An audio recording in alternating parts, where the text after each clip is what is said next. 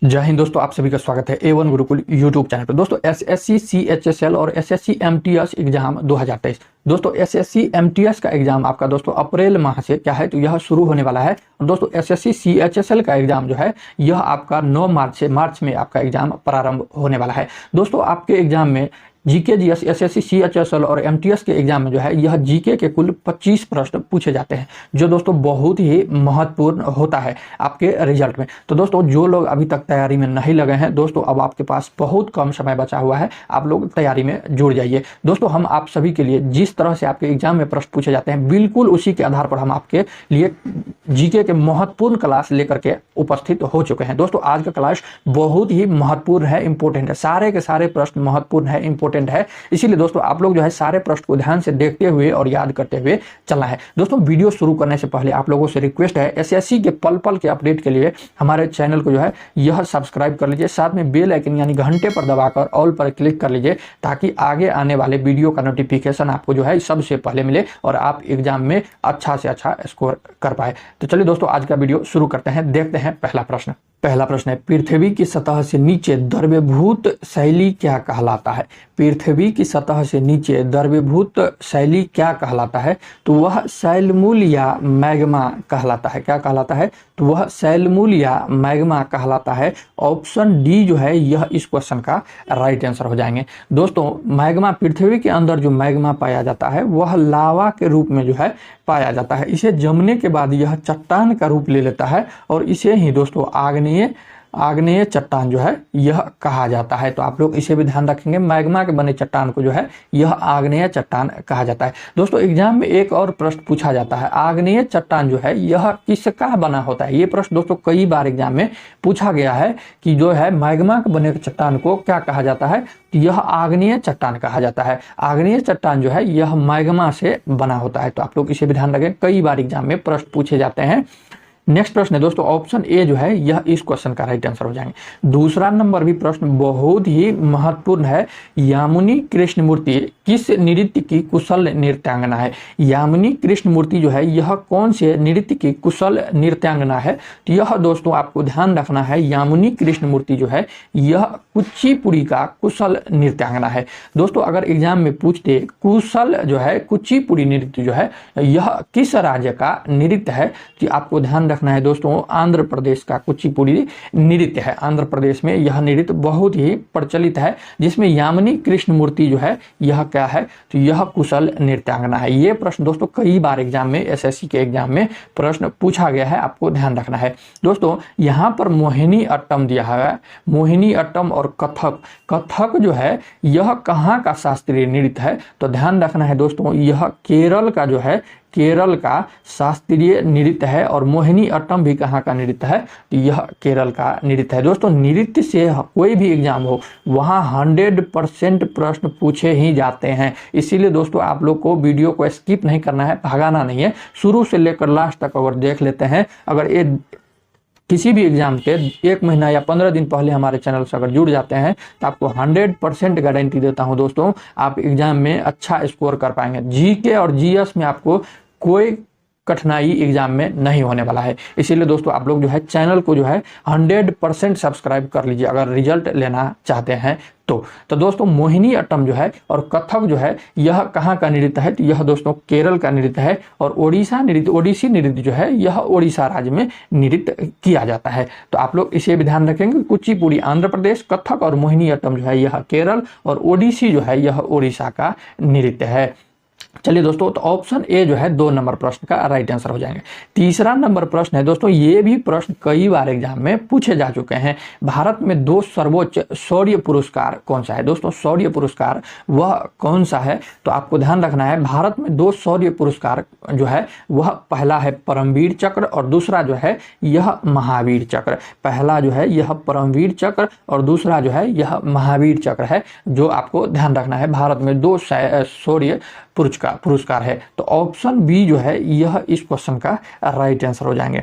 चौथा नंबर प्रश्न है दोस्तों, बहुत ही महत्वपूर्ण प्रश्न है, वीवीआई बोले तो ये प्रश्न है दोस्तों, चाणक्य जो है यह किसका प्रधानमंत्री था, या बोले तो चाणक्य जो है यह किसका गुरु था। दोनों में से कोई प्रश्न पूछे तो आपका राइट आंसर चंद्रगुप्त जो है यह मौर्य हो जाएगा। दोस्तों अशोक का भी गुरु कौन थे, तो यह चाणक्य ही थे, तो आप लोग इसे भी ध्यान रखेंगे। लेकिन जो है चंद्रगुप्त मौर्य का जो है यह किसने शिक्षा दी, तो यह दोस्तों चाणक्य ने ही शिक्षा दी थी। और दोस्तों चाणक्य जो है यह चंद्रगुप्त मौर्य का जो है यह प्रधानमंत्री थे। दोस्तों चंद्रगुप्त मौर्य जो है यह मौर्य साम्राज्य की स्थापना किया था, संस्थापक थे। और दोस्तों यही चाणक्य जो है, यह चाणक्य बोले या कौटिल्य बोले, यही जो है अर्थशास्त्र की रचना किसने की थी, तो यही चाणक्य ने की थी। तो आप लोग इसे भी ध्यान रखेंगे, चाणक्य जो है यह अर्थशास्त्र जो है इसकी रचना की थी और चंद्रगुप्त मौर्य के प्रधानमंत्री यानी गुरु थे। चलिए दोस्तों 5 नंबर प्रश्न है, ये बहुत ही महत्वपूर्ण प्रश्न है, वीवीआई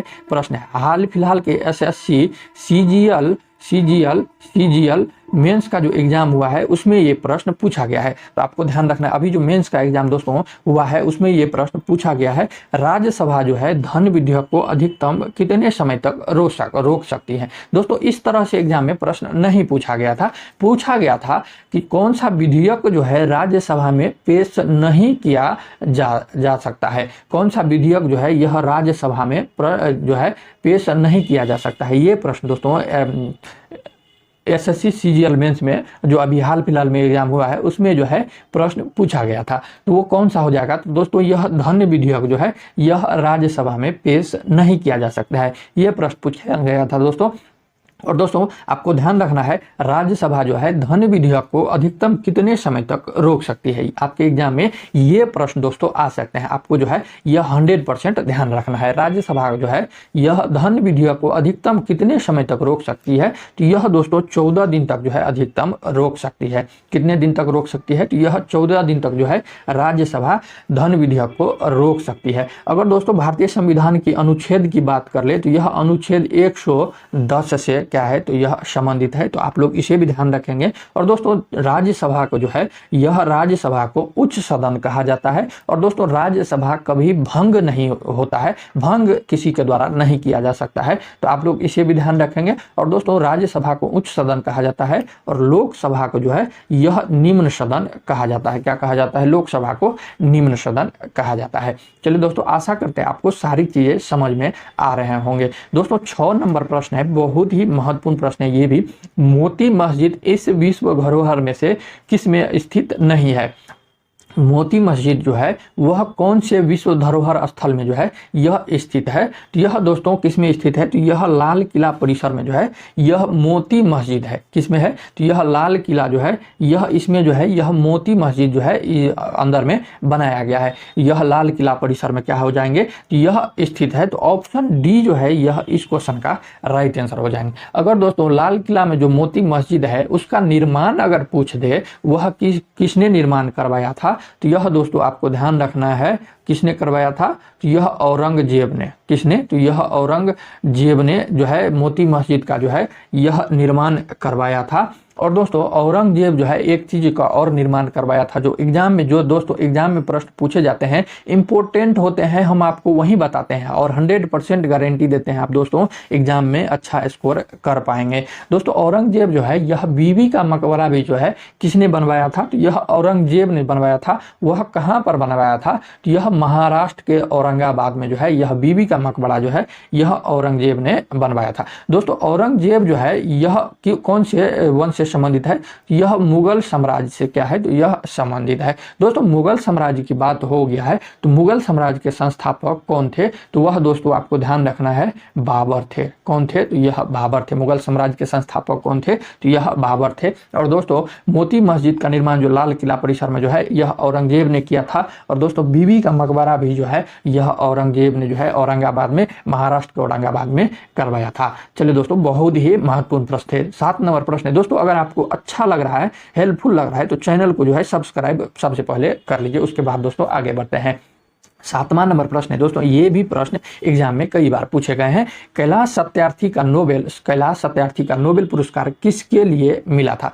कैलाश सत्यार्थी को जो नोबेल पुरस्कार मिला था वह किसके लिए मिला था, वह कौन से क्षेत्र में इसे दिया गया था? तो यह दोस्तों कैलाश सत्यार्थी को जो है नोबेल पुरस्कार शांति के क्षेत्र में यह दिया गया था। किसके क्षेत्र में? यह शांति के क्षेत्र में जो है कैलाश सत्यार्थी को जो है 2014 में, कब? तो 2014 में जो है यह नोबेल पुरस्कार दिया गया था। तो आप लोग इस भी ध्यान रखेंगे, यह 2014 में जो है कैलाश सत्यार्थी को नोबेल पुरस्कार दिया गया था। दोस्तों कैलाश सत्यार्थी जो है यह एक चीज से और संबंधित है जो एग्जाम में प्रश्न पूछे जाते हैं। बचपन बचाओ आंदोलन के प्रणेता यानी संस्थापक शुरुआत किसने किया था? तो यह दोस्तों कैलाश सत्यार्थी ने किया था। किसने किया था? बचपन बचाओ आंदोलन से कौन संबंधित है? अगर यह भी प्रश्न आपको एग्जाम में पूछ दे तो यह कैलाश सत्यार्थी हो जाएंगे। तो दोस्तों ऑप्शन सी जो है यह इस क्वेश्चन का राइट आंसर हो जाएंगे। कैलाश सत्यार्थी को नोबेल पुरस्कार जो है यह शांति के क्षेत्र में 2014 ईस्वी में दिया गया था। चलिए दोस्तों नेक्स्ट प्रश्न है, 8वां नंबर प्रश्न है, निम्न में से कौन सा मानव मस्तिष्क का सबसे बड़ा हिस्सा है? मानव जो है खोपड़ी का सबसे बड़ा हिस्सा कौन सा है? मानव का जो हम लोग का जो है यह हेड क्वार्टर होता है उसका सबसे बड़ा हिस्सा कौन है? तो यह दोस्तों आपको ध्यान रखना है सेरिबरम है। मानव मस्तिष्क का जो है सबसे बड़ा कौन सा है? यह सेरिबरम है। जो दोस्तों सेरिबरम जो है मस्तिष्क के मध्य भाग में क्या होता है? यह पाया जाता है। और दोस्तों यह मस्तिष्क का जो है यह सबसे बड़ा भाग है। तो आप लोग इसे भी ध्यान रखेंगे दोस्तों। यही सेरिबरम के कारण जो है हमें बुद्धिमत्ता, स्मृति, इच्छा शक्ति, ऐच्छिक गतिविधियों का कौन सा केंद्र किसे माना जाता है? यह सेरिबरम को ही माना जाता है। दोस्तों अगर सेरिबरम जो अगर खत्म हो जाए तो बुद्धिमत्ता, स्मृति, इच्छा शक्ति, ऐच्छिक सभी क्या हो जाएंगे? तो यह मानव से लुप्त हो जाएंगे, खत्म हो जाएंगे। तो दोस्तों सेरिबरम जो है यह बहुत ही महत्वपूर्ण है और दोस्तों मानव मस्तिष्क का सबसे बड़ा भाग भी है। तो आप लोग इसे भी ध्यान रखेंगे। दोस्तों 9 नंबर प्रश्न है, सहायक कलियां जो है यह डैश डैश दिया हुआ है, यह किससे संबंधित है? तो यह दोस्तों एक भ्रूण शूट है जो एक पत्ती के अक्ष पर स्थित होता है। सहायक कलियां जो है यह एक भ्रूण शूट है जो एक पत्ती के अक्ष पर जो है यह स्थित होता है। तो ऑप्शन सी जो है यह इस क्वेश्चन का क्या हो जाएंगे? तो राइट आंसर हो जाएंगे। चलिए 10 नंबर प्रश्न है, इनमें से कौन सी एक वायरल बीमारी है? क्या है? तो यह वायरल बीमारी है। तो दोस्तों इनमें से पोलियो जो है क्या है? तो यह वायरल बीमारी है। वायरल बोले तो वायरस जनित रोग। क्या? वायरस जनित रोग। वायरस बोले तो दोस्तों आपको ध्यान रखना है विषाणु जनित रोग। दोस्तों आपको हिंदी इंग्लिश में कंफ्यूज नहीं करना है। वायरस का हिंदी होता है विषाणु और दोस्तों बैक्टीरिया का जो है हिंदी क्या होता है? तो यह जीवाणु होता है। तो दोस्तों आपको हिंदी इंग्लिश में कंफ्यूज नहीं होना है। दोस्तों वायरस बोले तो उसे आप लोग विषाणु समझना है और दोस्तों बैक्टीरिया बोले तो आप लोग को जीवाणु समझना है। तो वायरल बीमारी इन चारों ऑप्शन में से कौन सा है? तो यह पोलियो जो है यह विषाणु जनित रोग है। और दोस्तों बाकी 3 स्तंभ, धनु स्तंभ, प्लेग, कुष्ठ रोग ये सब बैक्टीरिया जनित रोग कहे तो दोस्तों यह जो है यह जीवाणु जनित रोग है। किसके जनित रोग है? यह जीवाणु जनित रोग, कुष्ठ रोग और प्लेग आप लोग को ध्यान रखना है।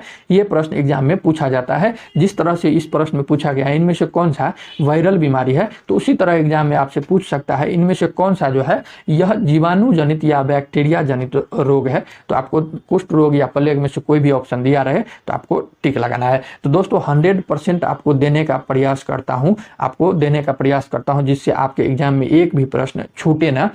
और दोस्तों कुष्ठ रोग जो है यह जो है माइक्रोबैक्टीरियम लेप्री नामक बीमारी के कारण होता है। जीवाणु के कारण जो है यह होता है। किसके कारण? तो एक बार फिर सुन लीजिए, माइक्रोबैक्टीरियम लेप्री नामक जीवाणु से जो है यह कुष्ठ रोग होता है। और दोस्तों ये प्लेग जो है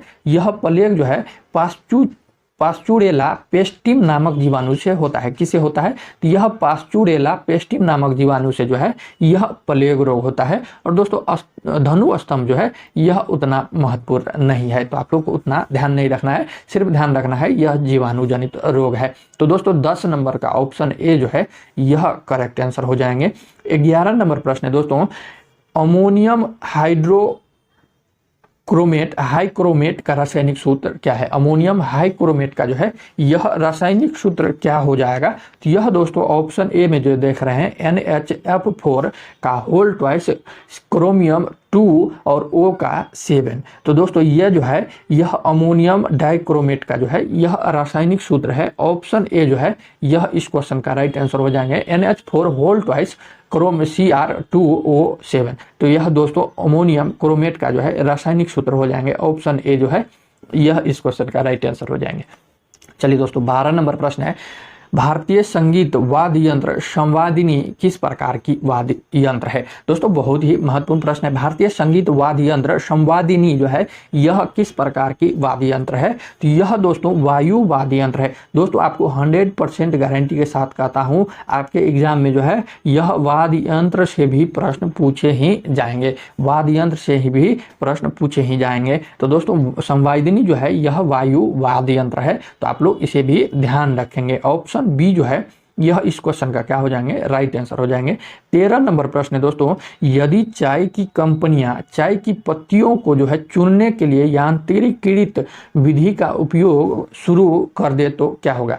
यदि चाय की कंपनियां चाय की पत्तियों को चुनने के लिए यांत्रिकीकृत विधि का उपयोग शुरू कर दे तो क्या हो जाएगा? तो दोस्तों ऑप्शन डी में जो देख रहे हैं, अगर चाय की कंपनी जो है यांत्रिक विधि से चाय चुनना चालू कर दे तब जो है दोस्तों हाथों से चाय की पत्तियां चुनने वाले मजदूरों की संख्या क्या हो जाएगी? तो यह कम हो जाएगी। मशीनरी द्वारा अगर किया जाने लगे तो यह क्या होगा? तो यह मजदूरों की जो है मजदूर जो हाथ से पत्तियां चुनते हैं उसकी संख्या क्या हो जाएंगे? तो कम हो जाएंगे। तो दोस्तों ऑप्शन डी जो है यह इस क्वेश्चन का राइट आंसर हो जाएंगे। दोस्तों आप सभी के लिए एक होमवर्क है, आप जो है कमेंट में सभी लोग जरूर लिखेंगे चाय का उत्पादन जो है भारत में कौन सा राज्य जो है सबसे ज्यादा करता है? चाय उत्पादन में सबसे ज्यादा कौन सा राज्य जो है सबसे पहले नंबर पर आता है? आप लोग जो दोस्तों सभी लोग कमेंट करेंगे।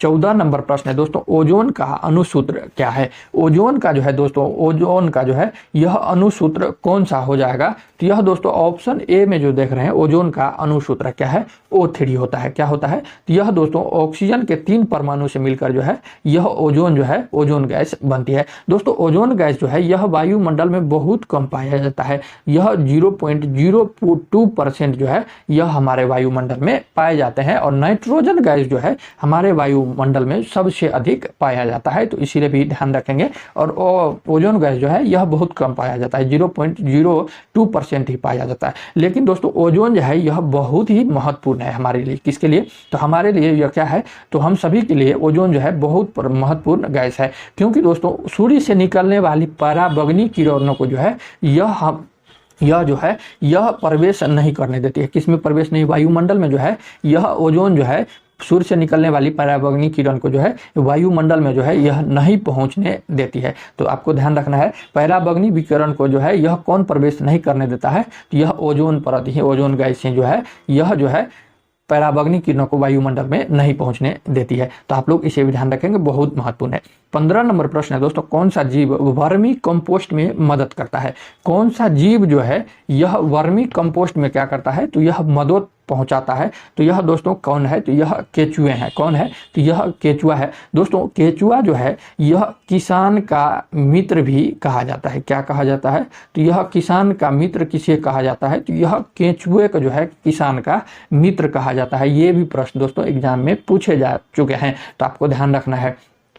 ऑप्शन बी जो है यह इस क्वेश्चन का क्या हो जाएंगे? Right answer. नेक्स्ट प्रश्न है 16 नंबर प्रश्न है, SLR का निर्धारण भारतीय रिजर्व बैंक द्वारा किया जाता है। SLR का विस्तारित रूप क्या है? इसका फुल फॉर्म क्या होता है? तो यह दोस्तों स्टैट्यूटरी लिक्विडिटी रेशो होता है। ऑप्शन सी जो देख रहे हैं आप लोग, ऑप्शन सी जो है यह इस क्वेश्चन का राइट आंसर हो जाएंगे। नेक्स्ट प्रश्न है दोस्तों, बहुत ही महत्वपूर्ण प्रश्न है। ये प्रश्न कई बार एग्जाम में पूछे जा चुके हैं दोस्तों। सारे के सारे प्रश्न महत्वपूर्ण है, इंपॉर्टेंट है दोस्तों। किस ग्रह को जो है अधिकतम उपग्रह है? कौन से ग्रह को जो है सबसे ज्यादा उपग्रह है? तो यह दोस्तों बृहस्पति ग्रह को जो है यह सबसे ज़्यादा जो है यह उपग्रह है। बृहस्पति ग्रह के पास जो है यह सबसे ज़्यादा उपग्रह है। और दोस्तों दूसरा जो है यह शनि के पास जो है सबसे अधिकतम पूछे तो यह बृहस्पति हो जाएगा। राइट आंसर ऑप्शन ए जो है यह इस क्वेश्चन का राइट आंसर पूछे हो जाएगा। अगर दूसरा सबसे बड़ा अधिकतम उपग्रह वाला ग्रह पूछे तो यह दोस्तों शनि ग्रह हो जाएंगे।